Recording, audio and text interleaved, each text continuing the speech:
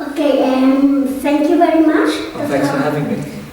For agreeing to participate here at this event with the Career Service, and we are very happy to have you here. Please, Dr. Mahtani, tell us about your background. So I did my PhD in astrophysics, but prior to that I have an undergraduate master's degree from the University of Sheffield.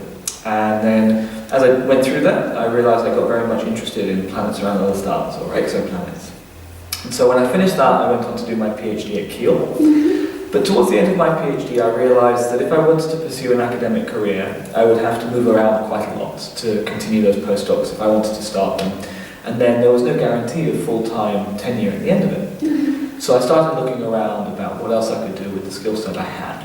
And so a friend of mine told me about data science. And I looked into it, and it really took my attention. I really enjoyed understanding what data science can do for the world, but also how much of a fulfilling career it is for me. So I did that, and a friend of mine told me about Pivigo and their data science bootcamp. And on that program, we worked for 5 weeks on a real data science project for a company. And the reason that's important is because as a graduate student, it's very hard to get commercial experience. And that is what people are looking for when you look for a role in data science. So Pivigo have a program, the Science and Data Science program. And what it does is you work on a real project for a real company, and that allows you to understand how to take your technical skill sets and your, most importantly, your communication stuff and put it to a commercial context. You have to apply for this program. Yeah, and you have to apply, and we have 3 programs every year. And so we have 2 virtual programs, which are open to masters and PhD students, and above, of course. And that runs in March and October. And we have 1 London-based program, which is only for PhDs and above, and that runs for August. And so you apply for that program. It's really simple. You go onto our website, which is stds.org, hit the apply button, and then you register with Pivigo. You apply. There's a couple of essay questions, which shouldn't take very long. We then look at all those applications, and we interview online as a video interview for like 20 or 30 minutes, just to get a feel of the person and understand their motivations. And then once we look through all those applications, we then make offers to those who would like to come on the program. And you're looking for researchers from any background? Yeah, so as long as they come from an analytical background, that's fine. Because as PhD students, as master students, and as postdocs, we gain a lot of really important stuff. So for example, we understand how to use computer programming to bring data to life. We can manipulate that data using mathematics and statistics. We generally have an innate curiosity to answer questions. So once we ask one question and answer it, potentially we may ask 12, 13, 14 more. And those questions can really tell you more about that data. So for example, from a commercial perspective, that will be understanding your customers.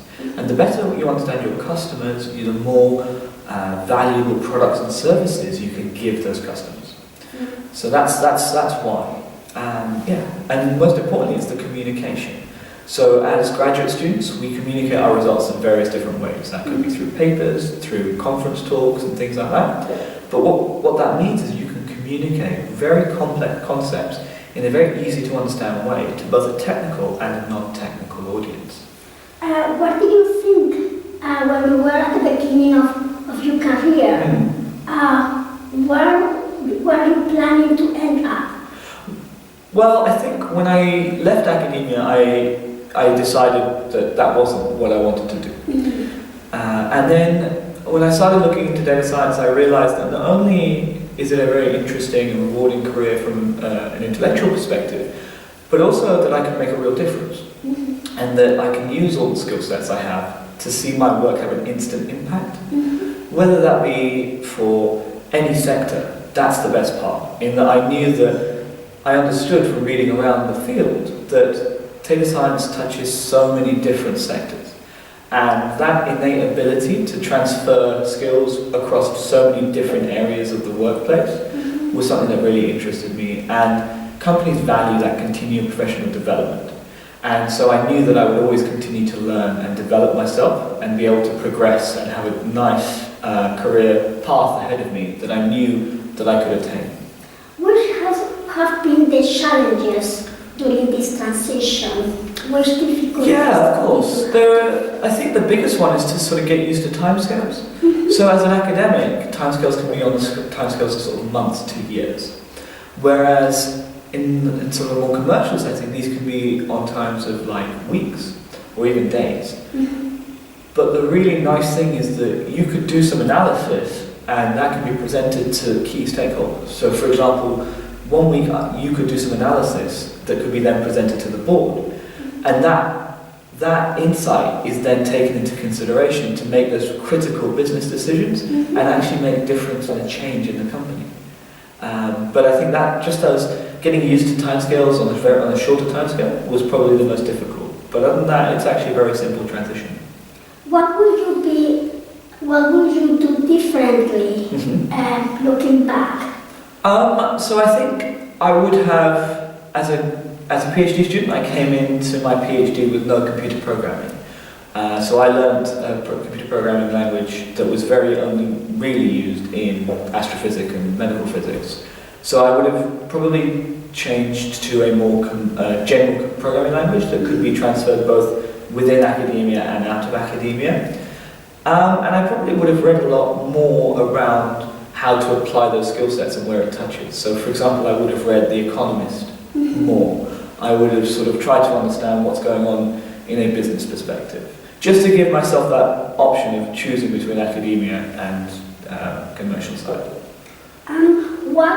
You have told us already a lot about learning in data science, but what have you learned about yourself since your PhD? That's a really good question. I've learned that I'm very adaptable to change, and so when something changes within my company or within the field, I can adapt very quickly to that change, and I can communicate very well. I'm a naturally very outgoing person, and that can very much help when it comes to building relationships. Yeah. And that is something I discuss actually as part of the S2DS program. I give a lecture along with our CEO about teamwork and communication and how important it is. And that insight, I feel, is very helpful because it can help students not make some of the mistakes that I've made. And to show them how important and how valuable the communication skills they have are. It's very sort of spoken about. People don't realise when they come out of this PhD academic background how good of a communicator they are. And that can really be what companies are looking for. Because you could be the world's best computer programmer, but if you can't communicate those results to a technical or a non-technical audience, then it's going to be a little bit harder. So showing them that communication is important and how good they already are at it and giving them that boost of confidence can really help. Okay, now we are moving to a different topic. This is about mentorship. Sure. Please tell us about something about your mentor, how you met your mentor, or did you look specifically for a mentor? That's a really good question. So as a graduate student, I was very lucky. I had a really good supervisor who guided me in all aspects and who would sit down with me and take that time to talk me through everything that he needed to. But I also think, having moved to industry now, I have a lot of different mentors. So for example, I work in a startup, and so I get mentorship for free, essentially, if that makes sense. It just happens naturally. So I work with a really lovely marketing manager who comes from a very, very experienced marketing background. But she really understands the company that we are at Pivigo, and more importantly, she understands the community of people we're trying to help. And so I get mentorship on how to best help the community, both from my side of community work, but also from a data science perspective. But also I get mentorship from my CEO and my COO. So my CEO, Kim Nielsen, she comes from a very distinguished background. She's an astronomer by trade. She was a Hubble astronomer for a few years, and she's done an MBA, so she really has persevered through this field. And to get her insight into business is incredible. And our COO, Jason Muller, he comes from a very successful recruitment background in the healthcare sector. And so I understand from him how to help people more to get the career they want.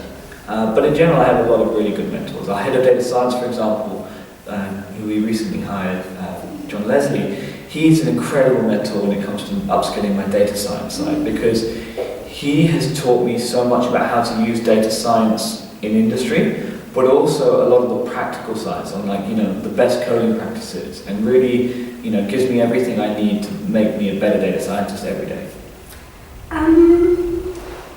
Were there any challenges you faced in creating this relationship with your mentor? No, it just came very naturally, actually. So when it came to finishing STDS, I built a really good relationship with Kim, Jason as well. And so when it came to sort of applying for roles and then having been offered this role, I knew that it was where I wanted to be, because I understood the message that Jason and Kim were wanting to spread, and showing the academic community that we're there to help them at every stage of their career. And I love helping people. It's one of the reasons I made the transition into data science, and I really believe in what Pivigo are trying to do. And so to be part of that is something very special to me. And so as soon as I was given the offer for this role, I took it with both hands. If you were at the early stage in your career, what characteristic would you look for in a mentor? Which are the characteristics of a good mentor? Yeah, that's a very good question. I think when looking for a mentor is not sort of the mindset you want to have. You want to meet everybody everywhere, and finding the right mentor will happen naturally. So for me, I met Kim and Jason when I did STDS, and I met Emma and John when I joined Pivigo. But you want to look for someone who is there to nurture, give you the right advice at the right time, and also is good at communicating criticism, but in a constructive manner. Because a good mentor will want to make you grow as a person as well as a professional.